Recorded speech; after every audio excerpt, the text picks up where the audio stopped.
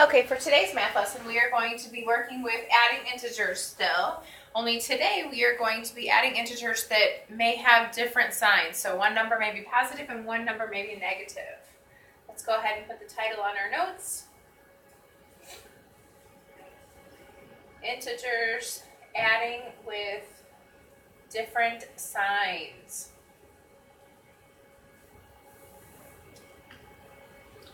And as always, make sure you put today's date on your paper. Okay, so yesterday we learned about absolute value, and that is the distance away from zero each integer is. Well, we're going to use that in order to easily solve addition problems with integers that have different signs. So the rule for adding integers with different signs, you are going to, that's right, rule. You're going to rewrite problem.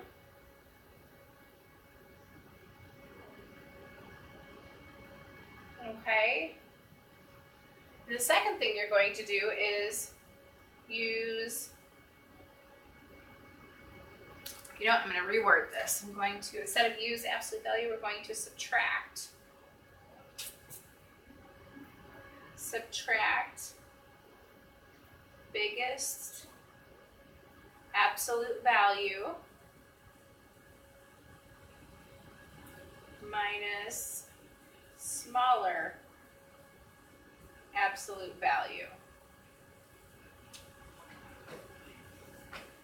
Okay, and the last part of this rule is the answer keeps the sign of the greater absolute value.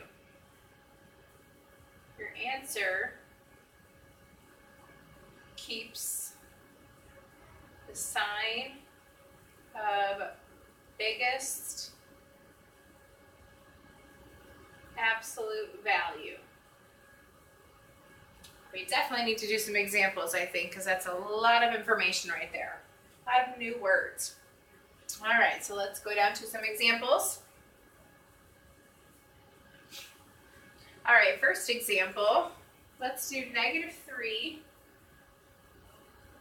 plus, I'm just going to put everything in parentheses so that it doesn't get confusing with positive and negative signs in adding and subtracting signs. So -3 plus 7. -3 plus 7. So let's take a look at number 1. We're going to rewrite the problem, okay?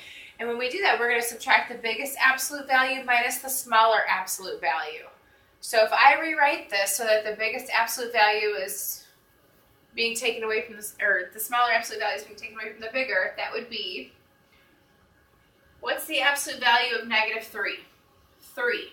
What's the absolute value of positive 7? 7. So I'm going to rewrite this so that I'm taking the bigger absolute value minus the smaller absolute value. So instead of -3 plus 7, I have 7 minus 3. And my answer is going to be 4. Now, part 3 of the rule says the answer keeps the sign of the biggest absolute value. If I take a look at both of these numbers, which one has the bigger absolute value? -3 or 7? 7, that's right, because 7 is further away from 0. So that's the sign my answer is going to have. So if the 7 is positive, my answer is going to be positive 4. If the 7 was negative, my answer would be -4.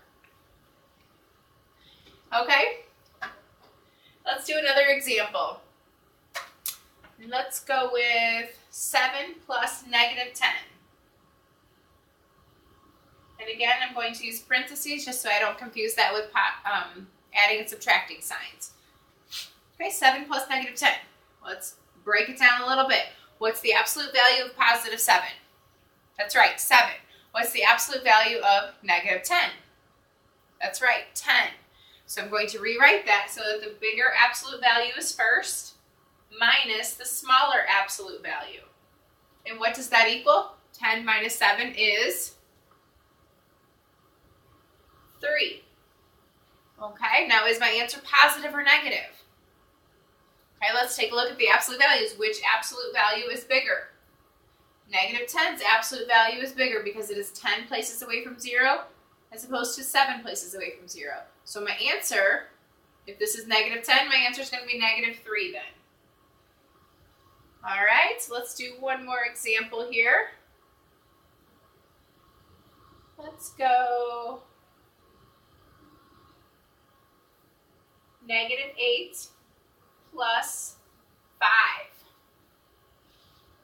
Negative 8 plus 5. I want to keep the rules in view here. All right, let's rewrite this so that the biggest absolute value is first. So negative 8, the absolute value is 8, and positive 5, the absolute value is 5. Okay, so I'm just going to rewrite that so that it's 8 minus 5. All right, and what is 8 minus 5? That is 3. Now, is my answer going to be positive or negative 3? Take a look at both of those numbers. What do you think? It's going to be negative because negative 8 has the bigger absolute value and it is negative. So since this is the bigger absolute value and it's negative, my answer is going to be negative. Okay, I'm going to do a couple examples and I want you to stop the tape and work it out before you move on, okay? So first example I would like for you to do on your own.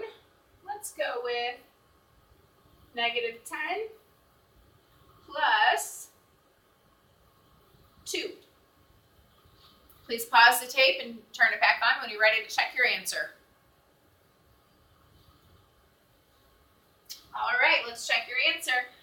The absolute value of negative 10 is 10. The absolute value of positive 2 is 2.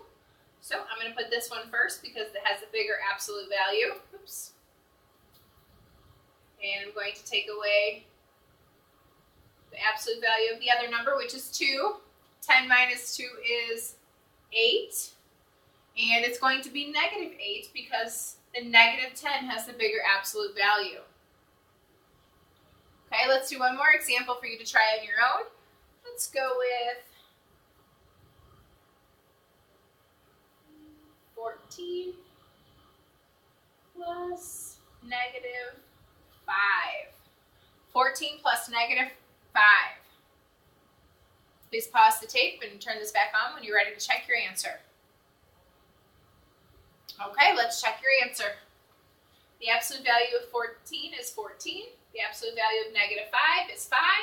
So I'm going to write it, the bigger one first. 14 minus 5 equals 9. And is it positive or negative? It is positive because that 14 has the bigger absolute value and it is positive. So my answer is going to be positive. All right.